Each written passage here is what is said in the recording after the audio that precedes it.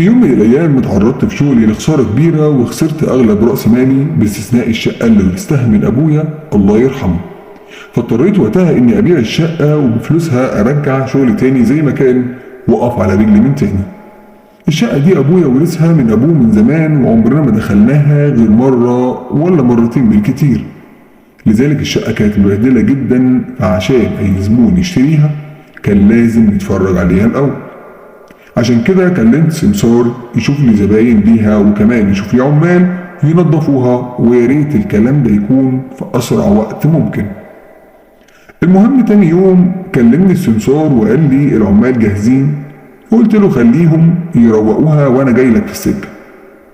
وصلت للشقه وكانت طبعا مليانه تراب عامل طبقات فوق بعضها، واخدت من العمال طول اليوم تقريبا، لكن الحمد لله بقت احسن بكتير. وطلبت من السمسار يشوف لي واحده تيجي تسيقها وتنضفها وتحط اللمسه الاخيره كده وتظبطها. تاني يوم لقيت السمسار بيكلمني وبيقول لي تعالى يا استاذ لو سمحت، عاوزك تبص على الشقة ضروري. حاولت افهم منه لكن ما قدرتش، وقال لي تعالى وهتعرف اما تيجي. وقتها كلامه قلقني وغيرت هدومي بسرعة ونزلت له. لقيته مستنيني على باب العمارة ومعاه الست اللي كانت بتنضف الشقة. فسألته فيه ايه، قال لي تعالى وهتشوف بنفسك. حاولت افهم منه طبعا لكن ما قدرتش افهم منه حاجة، لحد ما طلعنا للشقة. وأول ما فتحها لقيت الشقة مقلوبة زي ما كانت ومليانة تراب زي ما كانت قبل ما ننضفها امبارح. وأنا واقف في ذهول تام مش عارف أقول إيه غير إني عمال أقول إيه اللي حصل، مين عمل فيها كده. وبعد ما هديت شوية وبعد تفكير طويل شكينا إن في حد ممكن يكون عمل كده، لكن للأسف ما وصلناش لحاجة لأن أنا ما عنديش لا أعداء ولا أي حد بيكرهني ممكن يعمل فيا كده. وقتها شكينا إن ممكن يكون حد من المنطقة أو سكان العمارة مش عاوزنا نبيع الشقة، بس هيرجع التراب زي ما كان بالطريقة دي إزاي؟ الست اللي كان جايبها السمسار وقتها قالت اللهم احفظنا، أنا لا يمكن أشتغل هنا أبدا. وأخدت بعضها ومشيت بسرعة. فاقترح عليا السمسار انضفها بنفسي وابات فيها الليله دي عشان اعرف ايه اللي بيحصل فيها بالظبط. ما اكدبش عليك وقتها كلام الست ده جه في بالي وكنت قلقان، لكن في النهايه لقيت ان ده الحل الامثل وما قداميش حل غيره. بدات انضف في الشقه واحده واحده والدنيا تمام لحد ما الليل ليل وما كنتش خلصت طبعا لان كميه التراب كانت كتيره والشقه كانت متبهدله جامد. جهزت نفسي مكان أبات فيه ودخلت عشان أنام. بعد شوية قمت من النوم على صوت باب بيتقفل جامد كأن حد بيرزع باب الشقة بكل قوته. صحيت مخضوض وأنا عمال أقول مين لكن محدش بيرد عليا. دورت في الشقة كلها ما لقيتش حاجة والبيبان كلها مقفولة، والغريب إني قافل باب الشقة بالمفتاح، ولما بصيت عليه لقيته مقفول بالمفتاح زي ما هو. وقتها رجعت انام تاني وقلت اكيد انا كنت بحلم، ورجعت انام تاني والدنيا كانت تمام. بعد ساعة تقريبا قمت من النوم على صوت حد بيخبط على الباب. قلت لنفسي مين اللي جاي في الوقت ده في نص الليل كده، ده غير اني اصلا مفيش حد هنا يعرفني من السكان، يمكن البواب عاوز حاجة مثلا. وقمت اشوف مين وفتحت الباب لقيت راجل كبير في السن ولابس عباية سمرة غريبة وماسك منديل اسمر في ايده وبيقول لي الحمد لله على السلامة يا ابني، انت عامل ايه؟ رديت وقلت له الله يسلمك يا حاج، انا الحمد لله، اقدر اساعدك بحاجة؟ رد عليا وقال لي انا ساكن معاك هنا وكنت جاي اطمن عليك. قلت له متشكر جدا بس حضرتك ساكن في اي دور معانا؟ قال لي انا ساكن معاك هنا. قلت له ازاي يعني حضرتك؟ قال لي اقصد يعني في الدور اللي فوقيك. وسكت ثانية كده وقال لي هو انت يا ابني ناوي تطول هنا ولا شوية وهتمشي؟ قلت له لا ان شاء الله بدور على مشتري وهبيع الشقة. ملامح وشه ساعتها اتغيرت وقال لي ليه يا ابني، ما الشقة كويسة ليه تبيعها؟ رديت وانا قلبي مقبوض معرفش ليه وقلت له ظروف بقى يا حاج معلش. بعدها قال لي طيب تصبح على خير يا ابني، وبدأ يطلع السلم. والغريب ان رغم كبر سنه الواضح جدا عليه إلا إنه كان بيطلع السلم وكأنه شاب صغير عنده 20 سنة. المهم ما شغلتش بالي ودخلت الشقة وقفلت ورايا بالمفتاح. وقتها حسيت إني ارتحت شوية بعد ما كان قلبي مقبوض وكأنه هيتخلع من مكانه. ورجعت نمت تاني وقمت الصبح من النوم مرهق وكأني طول الليل شغال بنحت في الصخر. ولسه بفتح عيني لقيت الشقة مليانة تراب وكأني ما عملتش فيها أي حاجة. وبدأت ألف في الشقة لقيتها رجعت تاني زي ما كانت. والمفاجأة هنا إني لقيت آثار أقدام جاية من باب الشقة لحد الكنبة اللي كنت نايم عليها في الصالة، وكانت واضحة جدا بسبب التراب الكتير. فقلت دي أكيد مني بعد ما فتحت للراجل امبارح بالليل. لكن الصدمة إني لقيتها كبيرة جدا وأطول من رجلي بكتير خالص. ولما فضلت ماشي وراها واتأكدت إنها لحد الكنبة اللي كنت نايم عليها، كانت الصدمة الأكبر.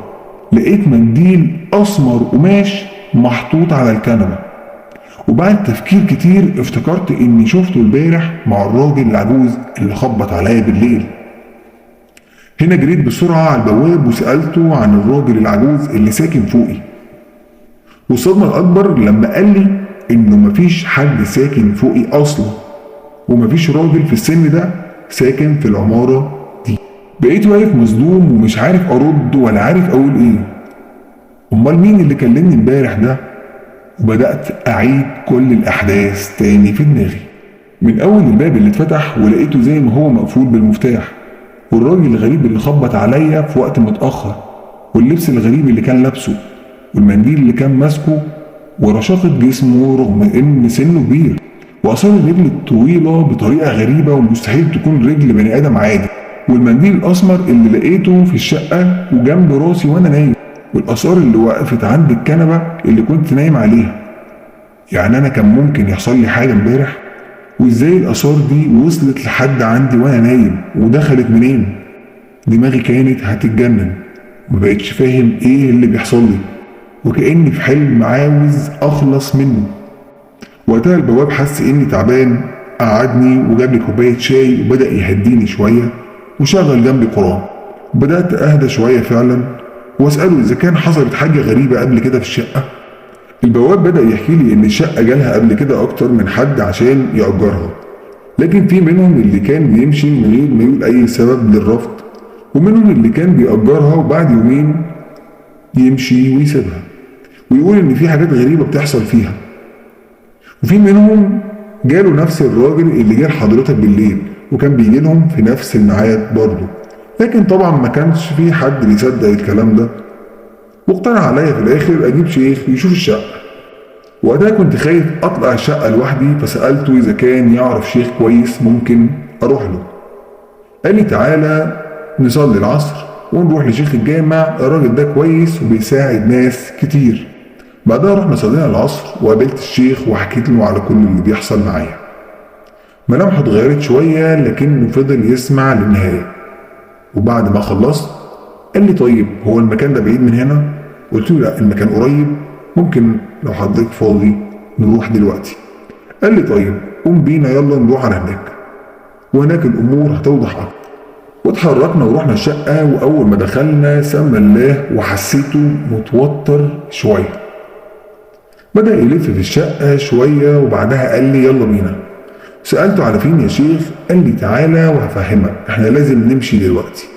نزلنا من العمارة ووقتها الشيخ قال لي يا ابني الشقة فيها جن وساكن من زمان، واللي حصل معاك مع الراجل ده كان تحذير عشان تسيب الشقة وما تفكرش تبيعها، لأنهم مش هيسمحوا لحد يسكن معاهم ولا هيسمحوا لك تبيع الشقة. وقتها أنا كنت في صدمة من اللي بسمعه وسألته طب إيه العمل؟ قال لي مفيش يا ابني قدامنا غير إنك تروح وتشغل قرآن في الشقة ونشوف ايه اللي هيحصل وان شاء الله خير، ولو حد خوفك او اي حاجة طلعت لك اقرأ آية الكرسي. بعدها سبت الشيخ وقعدت افكر كتير في الكلام اللي قاله، لكن في النهاية جمدت قلبي وقررت اعمل اللي قال لي عليه. طلعت الشقة وشغلت التلفزيون على القرآن وسبته ودخلت الحمام. خرجت لقيته مقفول، حاولت افتحه مش راضي يشتغل خالص، وسمعت حد بيخبط طلعت اشوف مين، ما لقيتش حد. استعذت بالله من الشيطان الرجيم ودخلت تاني، وكنت عامل حسابي واخدت راديو من عند البواب فشغلته على القرآن. وبعد 10 دقايق حصل زي ماس كهربي، ومفتاح الكهرباء الرئيسي اللي جنب العداد فرقع، والنور قطع والدنيا بقت ضلمة ومش لاقي حاجة أشغلها غير الموبايل، مع إن العمارة كلها شغالة نور إلا شقتي بس.